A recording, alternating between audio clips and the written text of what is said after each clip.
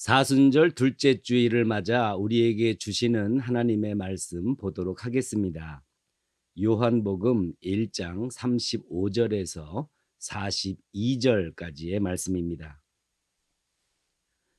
또 이튿날 요한이 자기 제자 중 두 사람과 함께 섰다가 예수께서 거니심을 보고 말하되 보라 하나님의 어린 양이로다.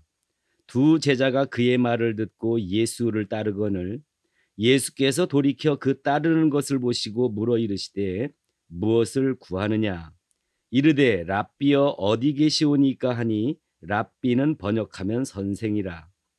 예수께서 이르시되 와서 보라. 그러므로 그들이 가서 계신 데를 보고 그날 함께 거하니 때가 10시쯤 되었더라. 요한의 말을 듣고 예수를 따르는 두 사람 중에 하나는 시몬 베드로의 형제 안드레라. 그가 먼저 자기의 형제 시몬을 찾아 말하되 우리가 메시아를 만났다 하고, 메시아는 번역하면 그리스도라. 데리고 예수께로 오니 예수께서 보시고 이르시되 내가 요한의 아들 시몬이니 장차 게바라 하리라 하시니라. 게바는 번역하면 베드로라. 아멘. 유월절 어린 양이 되신 메시아라는 제목으로 말씀을 전하도록 하겠습니다. 가룟 유다가 스승이신 예수님을 팔아넘기면서 그 대가로 받은 돈이 은 30이었습니다. 구약 성경에 따르면 은 30은 노예 한 사람의 몸값입니다. 그럼 은 30을 지금의 돈으로 환산하면 얼마 정도가 될까요? 은 30은 30세겔에 해당되고요. 1세겔은 4데나리온에 해당되고요. 1데나리온은 노동자의 하루 품삯에 해당됩니다. 노동자의 하루 품삯을 10만 원 정도라 가정을 하고서 계산을 해보면 은 30은 지금의 돈으로 약 1200만 원이 됩니다. 1200만 원 정도를 받고 예수님을 팔아 넘겼다는 것인데요. 이게 괜찮은 가격이라 할 수 있을까요? 로마의 입장에서 보면 예수님은 대단히 위험한 정치적 거물입니다. 그런 위험한 인물을 직속 제자가 팔아 넘기는 것이 되니까는요. 손쉽게 예수님을 구속하고 예수님을 제거할 수 있는 명분까지 넘겨받는 거래이거든요. 그러면 1200만 원은 형편없이 낮은 가격이라고 할 수 있습니다. 기독교인들은 가룟 유다를 어떤 사람이라고 평가를 하느냐?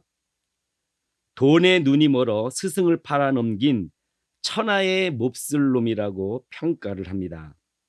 인간 말종이라고 하는 그런 평가죠. 어떤 사람이 그러던데요. 이 세상에는 딱 두 종류의 인간이 있다는 거예요.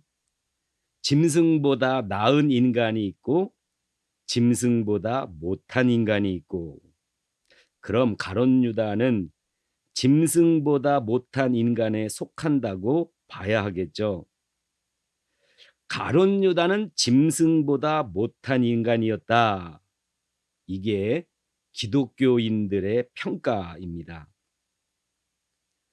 성경에서 가룟 유다의 이야기를 읽으면서 이런 의문이 들었습니다.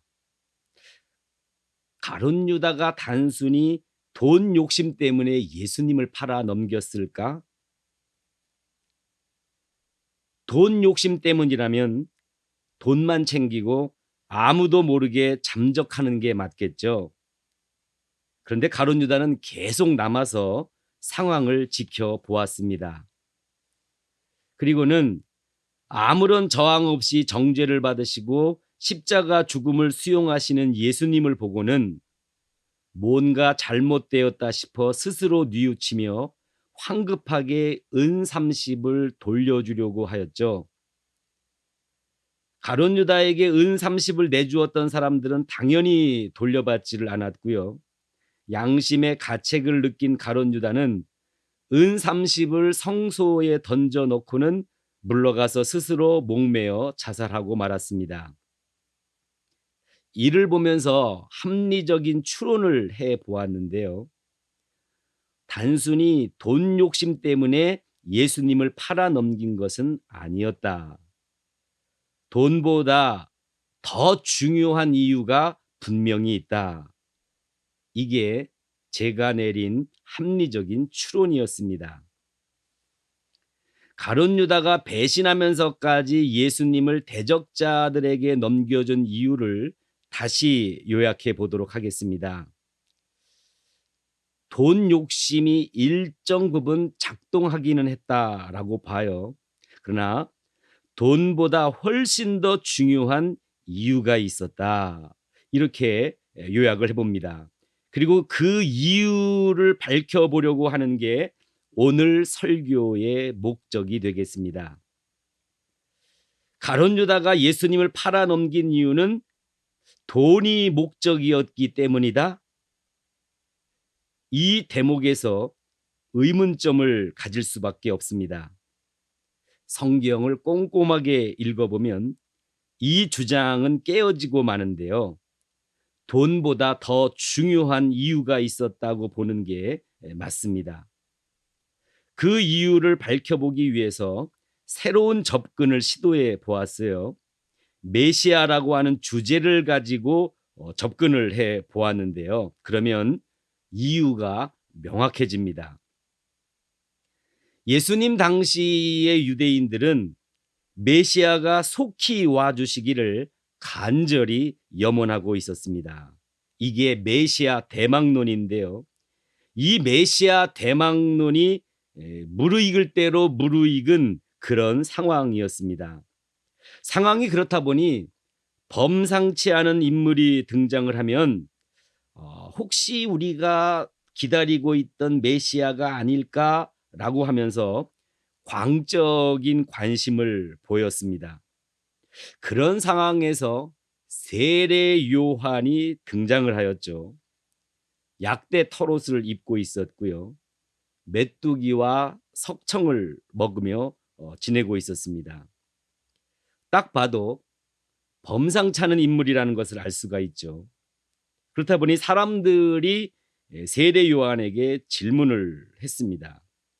당신이 메시아입니까? 세례 요한이 이렇게 대답을 했죠. 나는 단지 메시아의 길을 준비하기 위해 광야에서 외치는 자의 소리일 뿐입니다. 세례 요한은 자신이 메시아가 아니라고 분명하게 밝혔습니다. 세례 요한에 이어서 예수님께서 등장을 하셨죠.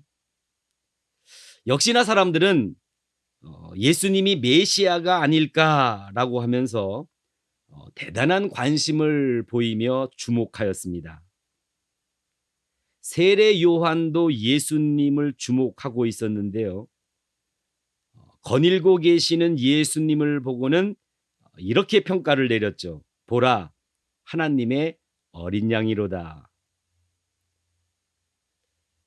세례 요한의 제자 두 사람이 이 말을 들었어요. 두 제자 중에 한 명이 안드레였었고요. 세례 요한의 제자 두 사람은 스승의 말을 듣는 즉시 예수님을 따랐습니다. 배를 갈아탄 것이죠. 세례 요한의 제자직을 버리고 예수님의 제자가 되었다. 왜 그랬을까요? 세례 요한은 그들이 기대하고 있던 메시아가 아니었기 때문입니다. 안드레가 형제였던 베드로를 찾아가서 예수님에 대해 이렇게 소개를 했죠. 우리가 메시아를 만났다. 안드레가 세례 요한의 제자직을 버리고 예수님의 제자가 되었던 이유는요.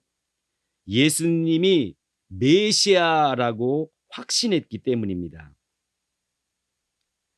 그러면 가룟 유다가 예수님의 제자가 되었던 이유 역시도 예수님이 메시아라고 확신했기 때문이었다라고 말할 수 있게 됩니다. 예수님과 그의 제자들 대부분이 갈릴리 출신이었어요. 예수님께서도 유대 베들레헴에서 태어나셨을 뿐 그 출신은 갈릴리 나사렛이라고 보아야 됩니다. 그런데 제자 중에 가룟 유다만 유일하게 유대 출신이었어요. 가룟은 유다 땅의 지명이었는데요. 따라서 이 가룟 출신의 이 유다만, 그러니까 가룟 유다만 정통 유대인이었었습니다. 정통 유대인이 갈릴리 출신의 예수님을 스승으로 섬기고 갈릴리 출신의 제자들과 어울려 지냈다는 거예요. 당시의 사회적인 여건상 거의 불가능한 일이었습니다. 가룟 유다가 그 모든 것을 감수하고 예수님을 따랐던 단 한 가지의 합리적인 이유는요, 예수님께서 메시아이시라는 확신이 있었기 때문입니다.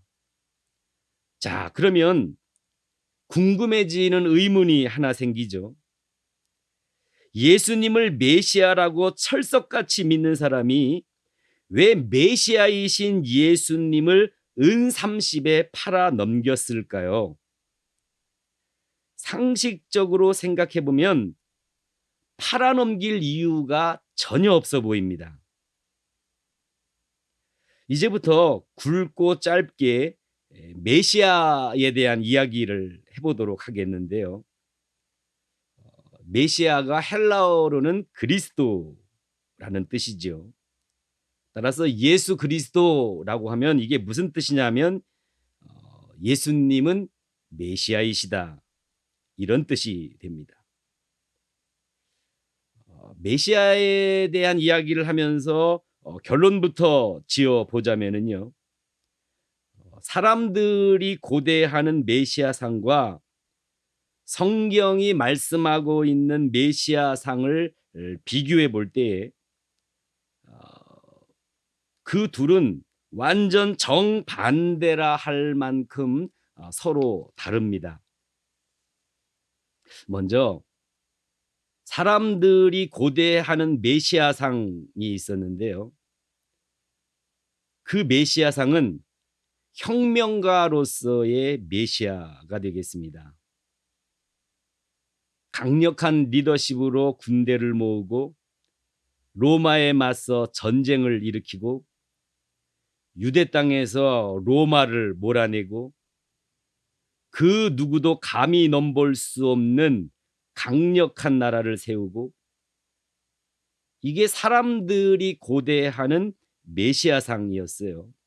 메시아가 그런 일을 해주기를 바랐던 것이죠. 그럼 제자들이 바라는 메시아상은 무엇이었느냐? 정확하게 혁명가로서의 메시아상입니다. 그래서 제자들끼리 높은 자리에 앉으려고 싸우고 메시아 왕국이 세워질 때에 높은 자리에 앉게 해달라고 청탁을 놓고 하였던 것입니다.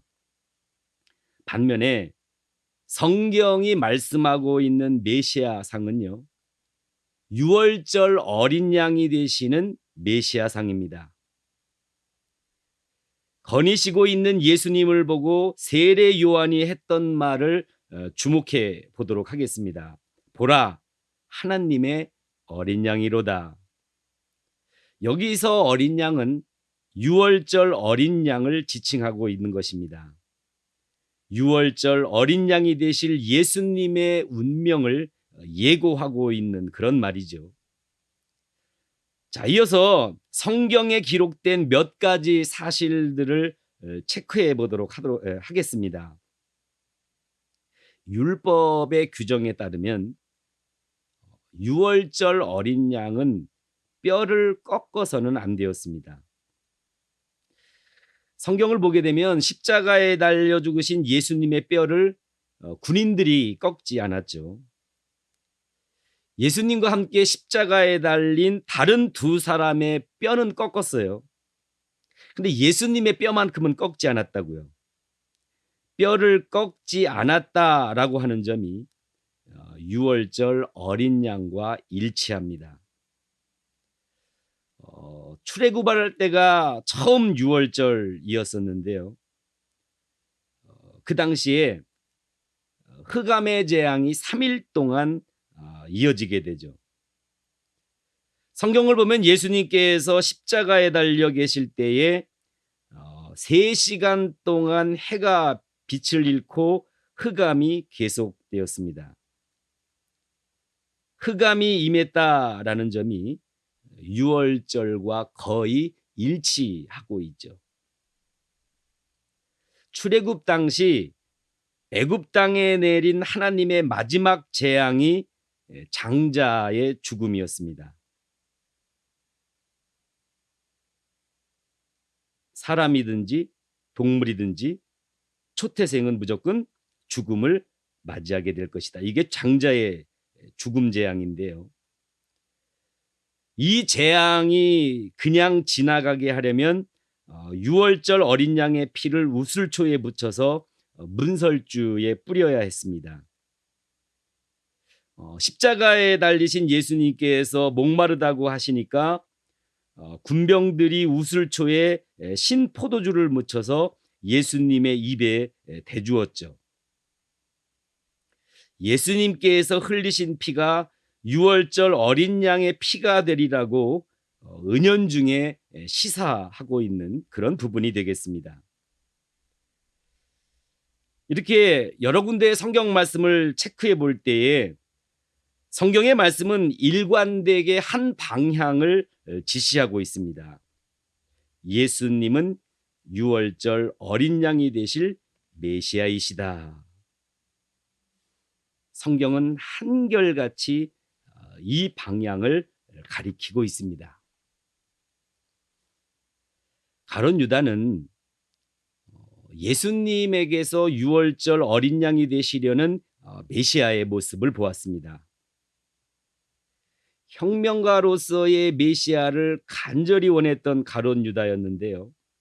이런 가룟 유다가 유월절 어린 양이 되시려고 하는 메시아를 용납했을까요? 생각해 보건대 절대로 용납하지 않았을 거라고 봅니다. 그래서 가룟 유다는 극단적인 극약 처방을 하게 되죠. 예수님을 팔아넘겨서 십자가 죽음으로 내몰자. 그러면 끝내 죽음을 거부하고 혁명가의 길을 가실 수밖에 없을 것이다.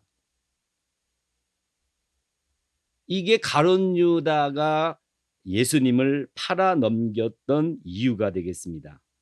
그런데 가룟 유다의 계획은 처절하게 실패하게 되죠. 가룟 유다 때문에 예수님께서는 더욱 완벽하게 유월절 어린 양이 되실 수 있었습니다. 올해는 유월절에 대한 묵상을 많이 하면서 보내고 있습니다. 유월절을 영어로 패스오버라고 하는데요. 여기서 패스는 건너뛰어 지나가는 것을 뜻하고요. 오버는 완벽하게 덮다 내지는 완벽하게 끝내다라는 뜻을 지니고 있습니다. 출애굽 당시의 유월절, 그 패스오버는 장자 죽음의 재앙이 그냥 건너뛰어 지나가게 해서 완전히 끝나도록 하는 것이었습니다. 이걸 가능하게 만들었던 것이 유월절 어린 양의 피였던 것이죠. 예수님께서 십자가 죽음을 당했던 유월절, 그 패스오버는 죄인들에게 임할 하나님의 심판이 그냥 건너뛰어 지나가게 해서 그 심판이 완전히 끝나도록 하는 것이었습니다. 이걸 가능하게 만들었던 것이 십자가에서 유월절 어린 양이 되신 예수 그리스도의 피였습니다. 우리의 예수님께서 유월절 어린 양이 되어 피를 흘려주셨기 때문에 이런 놀라운 은혜가 가능했다라고 하는 것이죠. 그럼 비교해 보도록 합시다. 메시아이신 예수님께서 사람들의 바람대로 혁명가가 되어주시는 게 좋을까요? 아님 하나님의 뜻대로 유월절 어린 양이 되어주시는 게 좋을까요? 유월절 어린 양이 되어주시는 게 비교할 수 없이 더 좋습니다. 우리의 예수님께서 유월절 어린 양이 되시는 메시아의 길을 가셨기 때문에 그 덕분에 하나님의 은혜 아래 거하여 살 수 있게 되었으니 말입니다. 유월절을 묵상하면서 이런 간절한 기도를 올리고 있습니다. 출애굽 당시 유월절 어린 양의 피가 재앙을 지나가게 만들고 재앙을 끝나게 만들었던 것처럼 또 유월절 어린 양이 되신 예수 그리스도의 피가 하나님의 심판을 지나가게 만들고 심판을 끝나게 만들었던 것처럼 코로나로 인한 저희 가족의 고난을 유월절 어린 양의 피로 받아주시어서 저희 성도들에게 코로나의 재앙이 임하지 않게 하시고 코로나의 재앙이 그냥 지나가게 하시고 코로나의 재앙이 완전히 끝날 수 있도록 주관하여 주옵소서. 유월절을 묵상하면서 제가 하나님 앞에 간절히 드리고 있는 기도의 내용입니다. 우리가 믿고 따르는 예수 그리스도께서 유월절 어린 양이 되어 주셨기 때문에 우리는 갖은 고난과 시험과 환난 속에서도 안전할 수 있습니다. 유월절 어린 양이 되어 흘리신 예수 그리스도의 피가 모든 재앙을 지나가게 하고 끝나게 하시기 때문입니다. 우리는 어떤 경우에도 이런 하나님의 은혜와 사랑 아래 거하고 있음을 기억하면서 주눅들지 말고 담대하게 맞서 싸우며 앞을 향해 나아가시기를 당부드립니다. 유월절 어린 양이 되신 예수 그리스도로 인하여 어둠의 터널이 끝날 시간이 머지 않았습니다. 아멘. 기도하겠습니다. 유월절 어린 양이 되신 주님, 유월절 어린 양이 되시기 위해 십자가에서 흘리신 예수 그리스도의 피가 모든 대적자들의 공격에서 우리를 안전하게 지켜 주십니다. 대적자들이 쏘아대는 화살은 그냥 지나가게 하시고 대적자들의 악한 계획은 아무런 효력도 발휘하지 못한 채 그냥 끝나게 하십니다. 예수 그리스도께서 흘리신 피의 공로를 힘입는 유월절, 놀라운 보혈의 은혜를 충만하게 누리는 사순절이 될 수 있도록 우리의 삶을 이끌어 주옵소서. 유월절 어린 양이 되신 예수 그리스도의 이름으로 기도드립니다. 아멘.